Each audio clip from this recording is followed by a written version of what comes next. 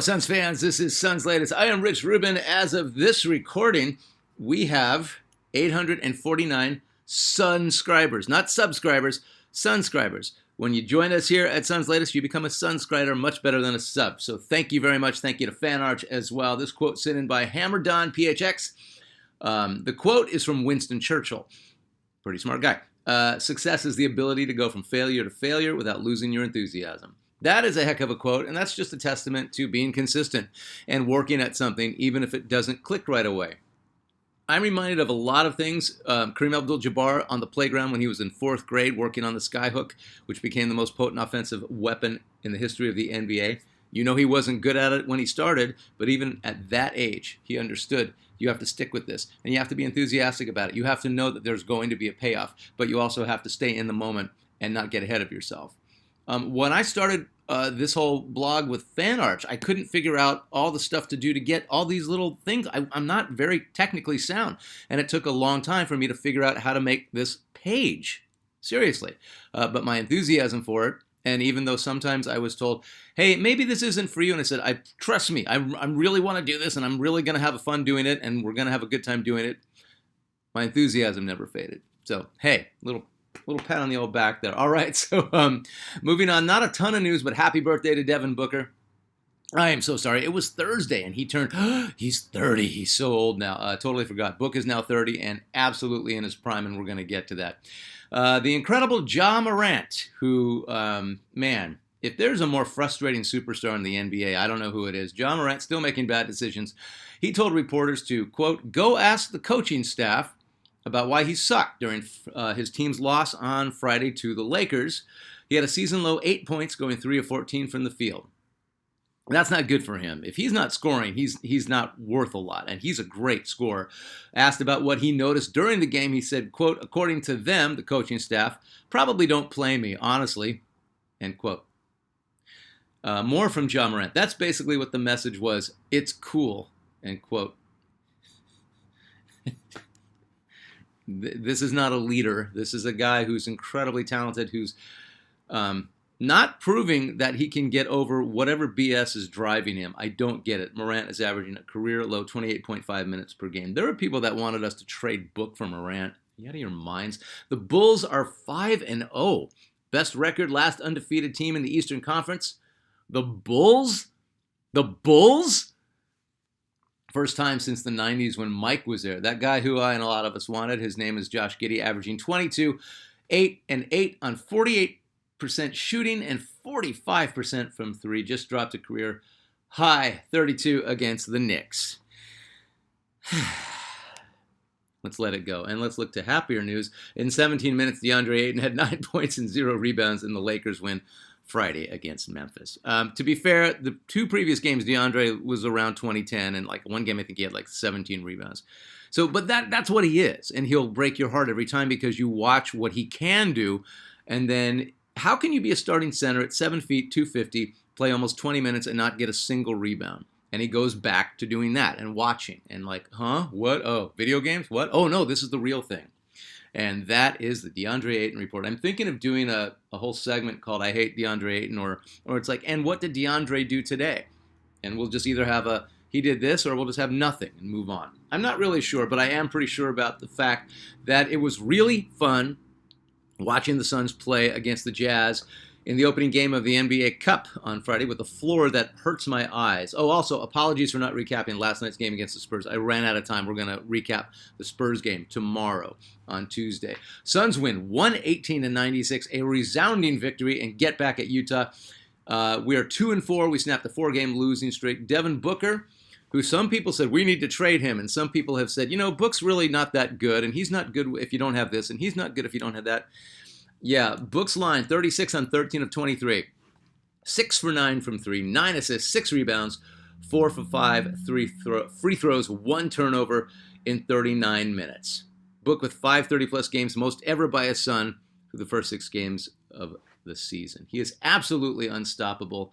If you're going to trade Book, you better get number 1 overall picks and a comparable superstar. Give me a freaking break. You don't trade this guy. You don't trade this guy. In 3 years, you think about it. Right now, he's the reason we have any wins at all. But the entire starting lineup was a plus, and it's the first time I saw the Suns play cohesively as a single unit offensively, and it was really, really fun. Specifically, Royce O'Neal cranking threes from the parking lot, and Grayson Allen with some phenomenal defensive plays. He didn't shoot that well, but he does so many little things. Mark Williams and Ryan Dunn flashing to the rim, flashing to the ball, clogging the lane, playing tough defense.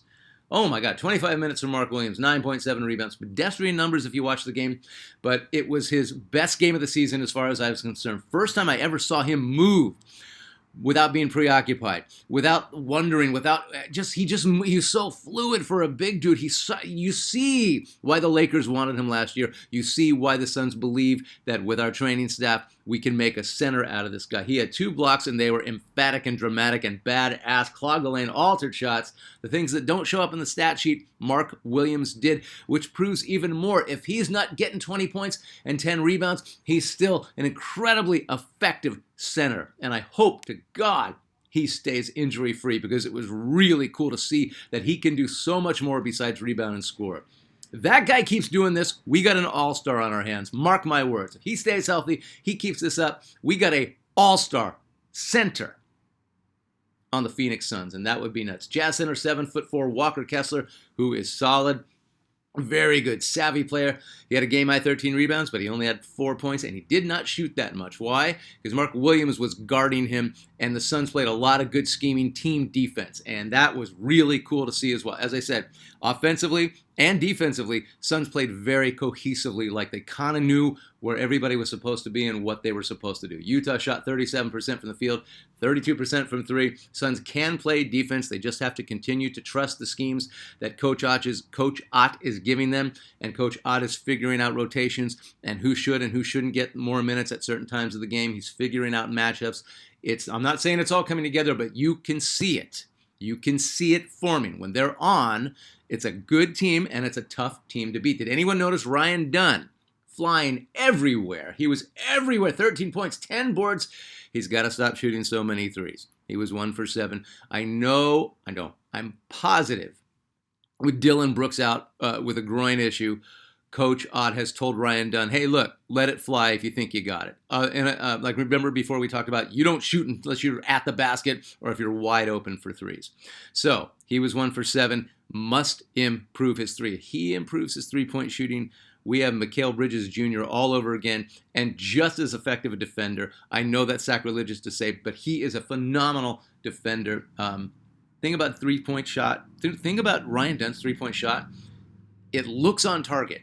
It looks different. He adjusted it from last year. It's going to be a minute, but it looks good. It looks better when it goes in, but it looks good. Every Sun played. Jordan Goodwin got 4 rebounds and 7 points in 17 minutes. We got to get a petition together to start Colin Gillespie and make Grayson Allen our 6th man. That being said, Gillespie is a phenomenal 6th man. 27 minutes. Gillespie has 12 points, 6 assists, 3 rebounds. He shot 4 for 8 from the field, 4 for 7 from 3. He had a steal and a block. He is ready. Put him in, Coach. Nigel Hayes-Davis, still a mystery. I wonder what Coach Ott is thinking. I can't read minds. I don't get it. Thank you. I have a feeling that Coach Ott has realized, and it's like, I don't know what to do with this guy. I think I mentioned that before. Same story with Oso, who had some good cuts to the basket. He's really good around the basket. His awareness is good. He seems to be in the right place at the right time. When he's engaged, there's something about Oso where I think he's waiting. I think he will always defer. I think that's just his mentality. I know I'm coming down on him, but I don't want to say he's regressed. I'm saying the stage is pretty big. He might get there. He's still an incredible athlete, and he's really active, and I like how he moves.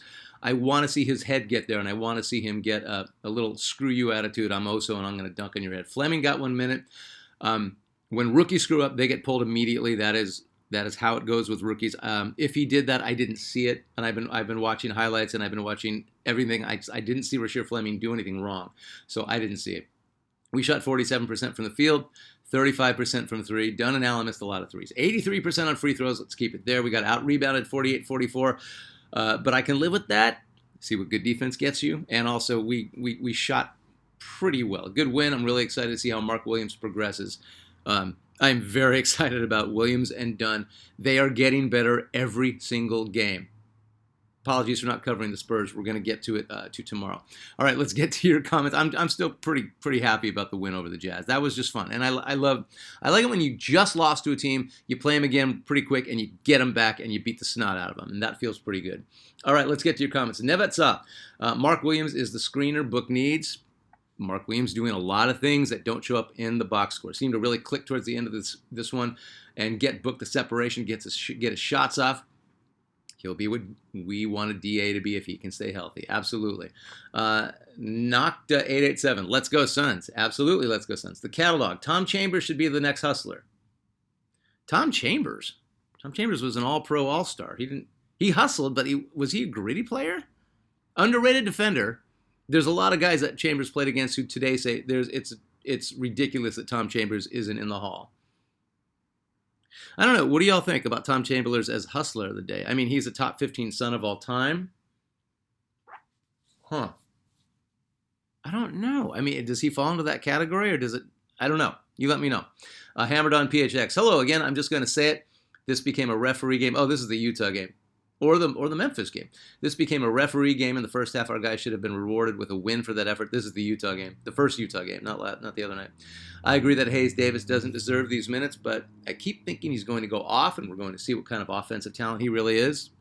Please, Gillespie is crushing it. Go Suns, absolutely. Leo Jones, Alvin Scott. Alvin Scott was one of our hustlers from last week. Alvin Scott came up with mini heroics for the Suns, scoring, defending, getting key rebounds during rallies. He did. He could be a clutch rebounder. So when we waived him after 8 seasons in '85, I was surprised no one else picked him up. He was a real niche player for the Suns. He was a very typical Suns low draft pick who fits a role for the Suns in that system. And it might have been just like he's just not going to latch on. I think he played overseas 1 year and was done with it. I think he was surprised that he lasted as long as he did in the NBA at all. By the way, Suns should immediately recall Jared Butler. Jared Butler hasn't hooked up with anybody. Everything about the Jared Butler situation is bizarre. I would like for us to find an Exhibit 9 for him and just have him on G League. Have him on standby in case somebody else goes down. Brooks went down. I don't know. Yeah, there's something going on there that we don't know about yet, so we'll find out. BYB Boxing, I love hearing all the comments from true fans. We are all true Suns fans. And the people who watch this and are negative about the Suns and comment and rip on me and rip on all your comments, they're not worth discussing because they're not Suns fans. And that's who this is for, so good times. All the personal moments with this team over many years. Also, Fleming needs to be ahead of Davis. This is becoming pretty consistent from all of us. Oso needs to be a power forward. He isn't a center. I absolutely agreed. Michael J. I thought Royce and Williams played great against the Grizzlies. Fun to watch. Heartbreak Hotel, unfortunately. Almost a Shazam. Tribute to the late, great Al McCoy. Dustin E. 6301. How is Green going to help Book with the scoring load? Looking forward to seeing Green on the court. How? Jalen Green's a bucket. Even if he's not helping you win, he's going to get 20 points. He's already proven that. He'll just take the offensive load off Book. It's a lot of doubles on Booker without much worry of or other players being threats. Oh, this is from Andrew Ruiz. Really quick, Green can score less double teams on Book. Simply take some of the offensive load off Booker, but not in the way that Durant and or Beal would do it. They're not going to have Jalen Green and Booker ISO. They're going to play the kind of game that they played last night. Sorry, I'm going back and forth. That is how Green is going to help. Andrew Ruiz, a lot of doubles on Booker without much worry of other players being threats. Well, that could change if Mark Williams keeps it up. That changes quickly with Jalen on the floor, still going to double and trap Book, but they will pay a lot more for it. 100%. 100%. So, hey, thank you for your comments. As always, please comment. Please be a subscriber. I want to read your comments. I know I can't get to all of them, but I keep trying to get to every single one. The cool thing is you guys are commenting amongst yourselves, not just to me, which I really think is good. The back and forth between all the subscribers and all the commenters makes this even better, so I appreciate that, and thank you. All right, our Legend of the Day, Hustlers Edition, thought of by subscriber Nevetsov, born in Birmingham, Alabama, a 6'4", 192-pound shooting guard, small forward from the University of Alabama. Nothing but a chunk of muscle. Theodore Roosevelt, T.R. Dunn, another one and done with the Suns, but I loved his game. almost no offense at all. He was a great dunker because he just was nothing but power. Remember Marquise Chris, who showed flashes of brilliance and kind of lasted for a little while on a whole lot of two-way contracts? Marquise Chris was a weird type of player, but man, was he cool to watch dunk because you just thought he was going to tear down the rim every time. T.R. Dunn was that kind of strength. He was that kind of dunker. I don't think an offensive play was called for T.R. Dunn his entire career, but there was no denying his defense. Dunn could shut down anyone. I mean anyone. He could guide 6'4". He was so freaking strong, and he had such a low center of gravity. He could guard. He could move people. He could move somebody like Barkley. He didn't have to, but he could. You couldn't move him if he was guarding you, even if you were twice his size. You were not moving T.R. Dunn. He could guard all positions and get in front of a center 10 inches taller and be effective. One of the strongest guys in the league, not pound for pound, one of the strongest guys in the league, low center of gravity, mostly known as a Denver Nugget. He was a 3-time All-NBA second-team selection with the Nuggets. Relentless defender. He guarded James Worthy, arguably the quickest first step of all time. He guarded Michael Jordan. Mike admitted he hated playing against T.R. Dunn. Mike doesn't admit that a lot. Mike would say that guy was good or he played me tough. Mike said he hated playing against T.R. Dunn. Magic said the same. He guarded all 7'4" of Ralph Sampson. T.R. not only had the physical tools to clamp down on someone, he learned how to defend each guy individually.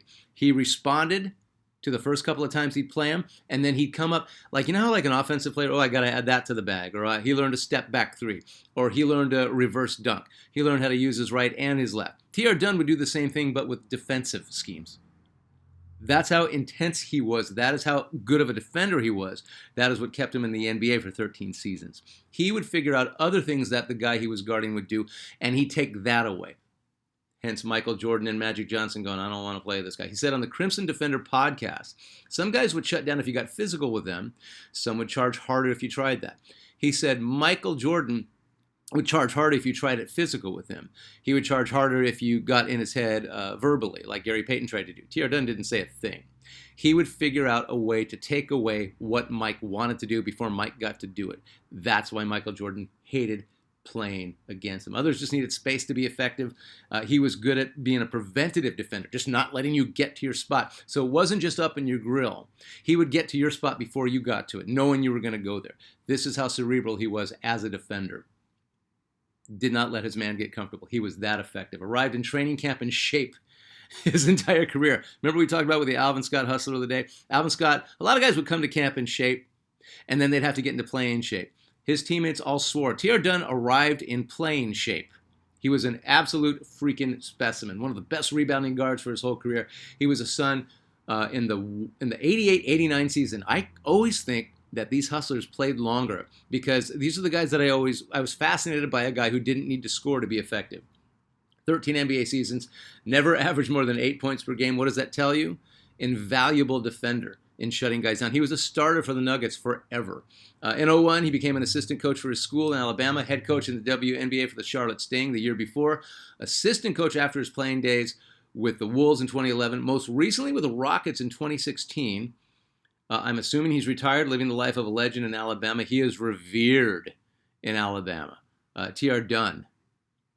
Man, they don't make them like that anymore, do they? T.R. Dunn is your Suns legend of the day. I appreciate you watching Suns Latest. I appreciate you becoming a Suns subscriber. If you're not already, smash that subscribe button.